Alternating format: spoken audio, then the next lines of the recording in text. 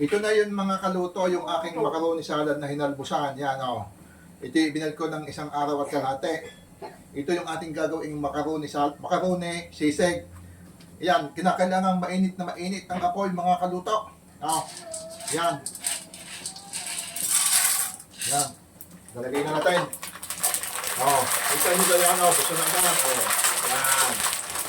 Ganyan mga kaluto. Kailangan mabilisan din ang hango mga kaluto. Yan. Huwag natin abuting talagang magkulay brown at talagang sunog na yon.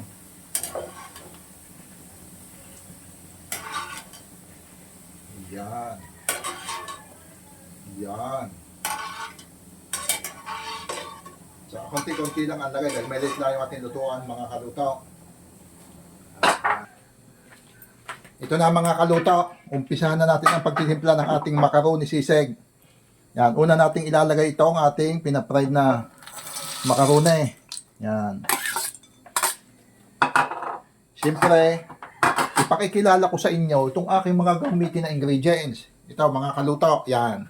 Meron tayong sibuyas, meron tayong bawang, meron tayong luya, kalamansi, at saka siling kinumpas mga kaluto. Siyempre may paminta din ito ha mga kaluto. Yan. Ating ilalagay na.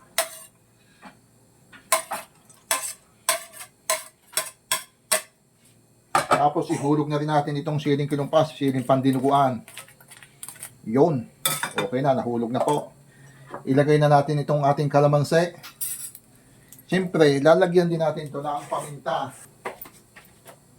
Gan. Tapos, may ilalagay pa tayo ditong mayonnaise. Yan, ito na mga kaluto. Lalagyan natin ng mayonnaise. Yan.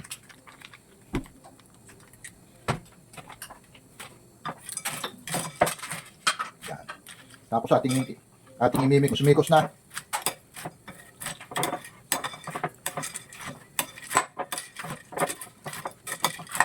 Tingnan ako konting asin.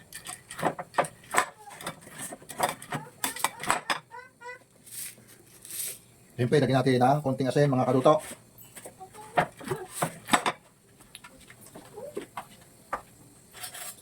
Gamitin tayo ng maliit na panghalo. Masyadong malaki itong panghalo ka.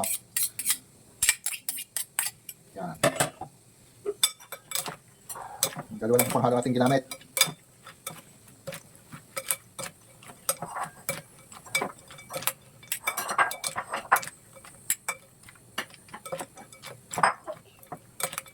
Bati siyempre mga kaluto, abay, titikima na mga kaluto, titikima na. Yan.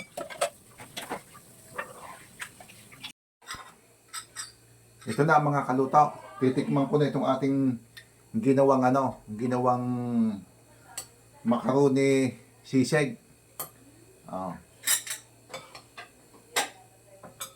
Yan, dahil kakunti yung niluto ko, edi siyempre timos-timos muna at makatikim ang marami mga kaluto. Oh.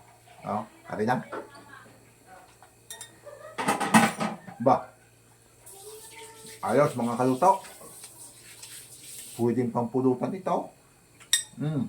Pwede rin ito sa kanin, pwede rin pang ulam. Oh, ayos.